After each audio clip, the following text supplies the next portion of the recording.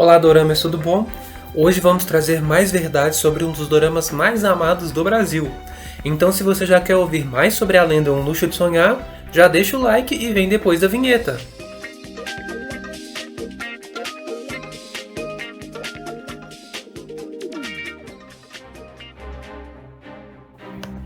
Amigos, a lenda permanece sendo exibida nas madrugadas, porém a história está fresquinha nas nossas lembranças, não é mesmo?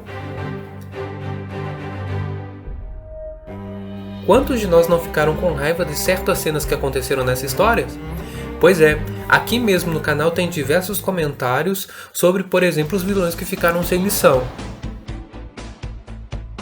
Que a história merecia um final digno.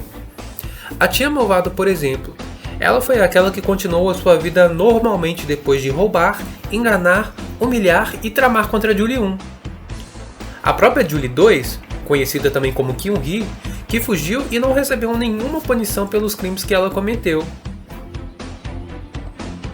Mesmo que ela tenha aquela aparência de arrependida, a vida dela não mudou em nada depois que veio à tona a verdade sobre a usurpação. Nada. Ela continuou com as mesmas regalias, a mesma vida boa e principalmente continuou ao lado da Tia U.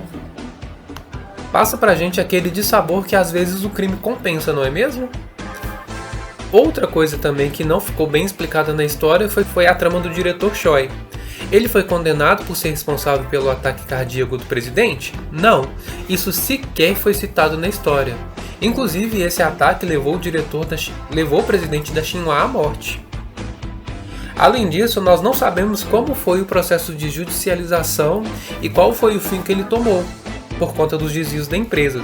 Por fim, ele também foi um péssimo pai, foi um personagem ruim em todos os âmbitos. E por falar em paternidades rasas, temos o exemplo do tio da Julie.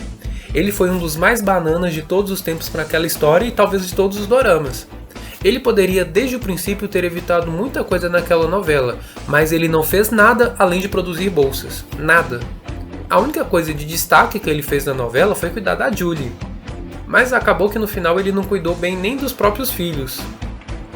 Inclusive, nós nem sabemos qual foi o rumo que a vida dele tomou. Um outro pai que sequer tinha uma opinião definida era o Sr. Kim. Sim, o empresário, marido da Tia U. Ele só trabalhava e não tomava nenhuma das frentes nas decisões familiares. Tanto que na época da adoção da Julie, descobrindo toda a treta da Kyun-hee, ele nem chegou a repreender a própria filha, a que substituiu a menina que ia ser adotada. A única coisa que ele fez em relação a Kyun-hee foi dizer que ela era indispensável para a empresa. Ou seja, é um homem puramente de negócios. Além desse baixo desenvolvimento paterno, a história tem outros lados negativos sim. Um exemplo disso é que ela não tem uma segunda temporada. Essa história tinha tudo para ter uma continuidade icônica. Porém, as pontas continuaram abertas e nós não sabemos inclusive como a Julie venceu na vida, como ela conseguiu ter o sucesso que ela tanto queria. Pequena alusão de que tudo foi encaminhado e a nossa mente criativa não conseguiu ainda abafar toda aquela história que ficou sem explicação. Talvez 5 minutos seriam suficiente para finalizar a história com uma chave de ouro. Mostrar fotos sobre os acontecimentos, até mesmo aproveitar aquele esquema da abertura que mostra cenas, era só aplicar a mesma ideia no final, colocar qual seria o final de cada um no drama e aquilo ali sim poderia atender o público que amou tanto essa história. Por fim, nós vamos falar do grande defeito na história, que é a própria Julie. Mas não é por ser a Julie 1, e sim por ser boa demais. Essa mulher perdoou e se afastou de todos aqueles que a tentaram a machucar e se envolveram com ela na história. Sim, talvez ela tenha sido a grande responsável por não termos uma segunda temporada. Ela não queria mais contato com ninguém daquele círculo especificamente.